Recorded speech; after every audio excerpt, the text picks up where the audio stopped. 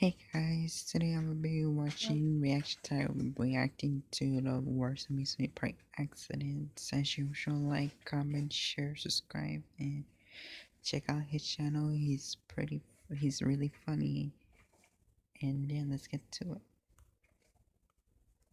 To be honest with you guys, I love amusement parks. Like, I love roller coasters, gives me adrenaline. I would say I'm an adrenaline junkie for sure, but I might not be after this video.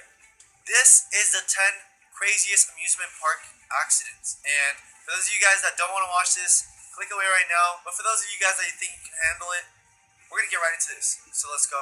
10 crazy amusement park accidents. Ride. By the way, his name is Tao, not Sal. So those for those of you who don't know, his name is Tao. Of Steel, Darien Lake. U.S. Army Sergeant James Hackemer wanted to try every roller coaster at Darien Lake theme park, provided it was suitably safe to accommodate a double amputee such as himself. The Iraq war vet had no reason to worry after receiving assurances that he'd be fine on the Ride of Steel. Sitting right at the front, Hackemer fell through the harness on the ride's first incline and fell to a brutal, tragic death. Neither the lap bar nor the seatbelt restraints were able to sufficiently secure Hackemer. Action Park. That's so stupid. The guy doesn't have legs. Most of these rides, they have the bar that goes down and it presses your legs, and that's how you can't slide out. But the guy had like one leg, half a leg. Why would you even let him go on? Dude, unless they had the vest, that's the only way. Over the head bar, not the lap bars. It's a wonder that Action Park even lasted as long as it did. The park represented a perfect storm of unsafe rides, some drunken and belligerent patrons, and plenty of disinterested teenage employees. A litany of incidents as the park resulted in at least 6 deaths from a variety of causes that range from heart attack to electrocution to drownings. In one particular incident, a man was killed when the car he was riding in came off the tracks of the Alpine slide, causing him to smash his head on a rock below. The Cyclone, Coney Island. The Cyclone roller coaster has become such a historic fixture within Coney Island. The ride isn't a stranger to ignominy, although 2 rider deaths in the 80s both came as a result of reckless rider behavior. One particular rickety ride on July 31st, 2007, however, left 53-year-old California man Keith Shirasawa in pain with numbness in his fingers. After being admitted to the hospital with what was later diagnosed as a broken neck, Shirasawa died days later due to complications of his injury. Puff the Little Fire Dragon, Lagoon. What the heck? Your arm hurts because you broke your neck? That is so scary. Next time my arm hurts, I'm gonna be like, wait, is my neck okay? I don't know, I try not to think about this when I'm actually on the roller coaster. Instead, I try to think about how not to, look like a pussy. Because people around me are like, why is this guy screaming so much? Now I feel like I'm actually gonna like pussy out of these. Amusement park. Sadly, it isn't just the high-impact coasters that can result in safety What the heck? concerns. The first There's no way that's recorded real. ride-related death in the long history of the Lagoon Amusement Park came on the popular children's ride, Puff the Little Fire Dragon. On May 1st, 1989, 6-year-old Ryan Beckstead managed to wrest himself free of the ride's restraining devices and stood up as the ride was leaving the station. He quickly fell out of the moving car, but wasn't seriously hurt by the relatively short fall. However, he attempted to climb back onto the tracks just as another car was arriving, and he was struck and his... Oh my god. I know he's 6 years old, but how stupid can you be? First of all, you released yourselves from what protected you from not, falling out of the track. And then now, you fell out, and you decide to go back on the track. Oh my god. That's so sad. He's too young, he doesn't even understand. Believed to have died on impact. Superman, Six Flags, Kentucky. The Superman Tower of Power vertical drop ride at Six Flags, Kentucky probably felt more like it was based on the character of Spider-Man's supervillain Dr. Octopus for a group of teenage girls in July of 2007.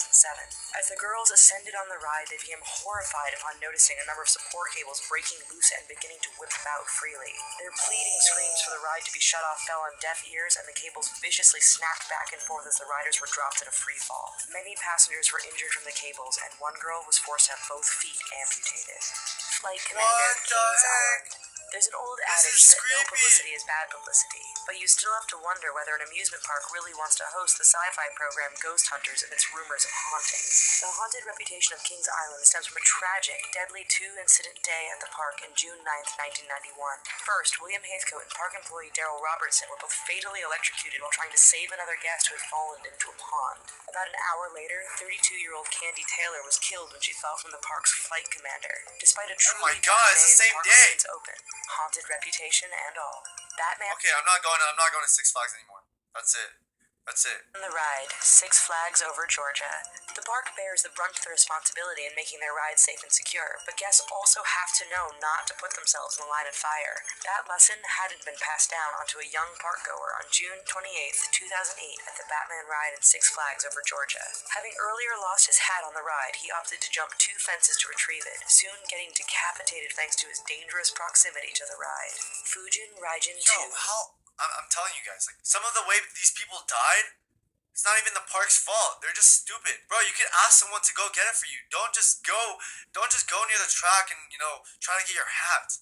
Is your life worth a hat? Oh my god. That's the worst way to, die. I'll say that's the worst way to Expoland. die. For 37 years, Osaka, Japan's Expoland was a popular, thriving amusement park with more than 40 rides and attractions. Then came tragedy on May 5th, 2007.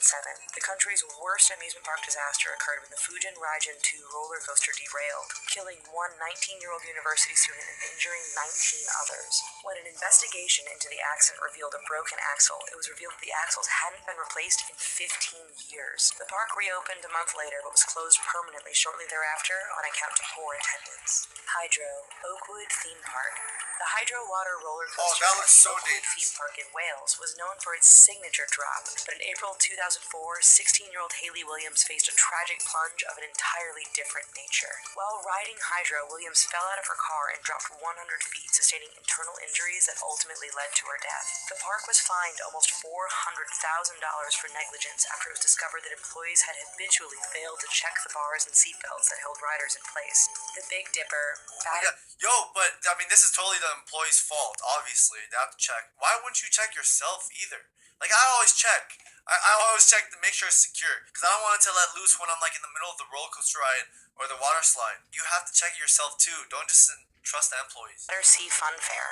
England's Battersea Fun Fair has the infamous, notorious distinction of being home to the worst roller coaster tragedy in history. In 1972, the ever-popular wooden coaster known as the Big Dipper served as the park's signature attraction in spite of its ricketiness and high level of required maintenance that demanded constant and meticulous attention.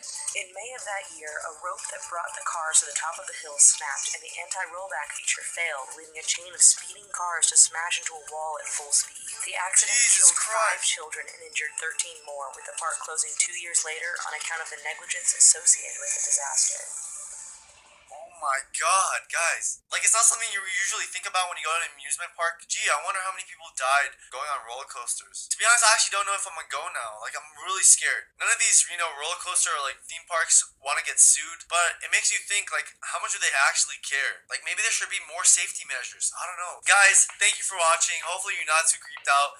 If you are, let me know so I don't feel like I'm the only one. But that's gonna wrap it up. Hope you're gonna have a good day. Don't think about this too much. I mean, it's gonna be kind of hard to now. I'll see you next time, and peace out. Jesus Christ. Yeah, those were really terrible accidents. Some of them were the park's fault, as he said. Some of them were other people's fault because they climbed over or left the cart, but then wouldn't come back. And yeah, as usual, don't forget to like, comment, share, subscribe, and you should definitely check out Reaction Time's YouTube channel. He's hilarious. I'm subscribed to him. And yeah, I'll see you next time on the Glitter Box.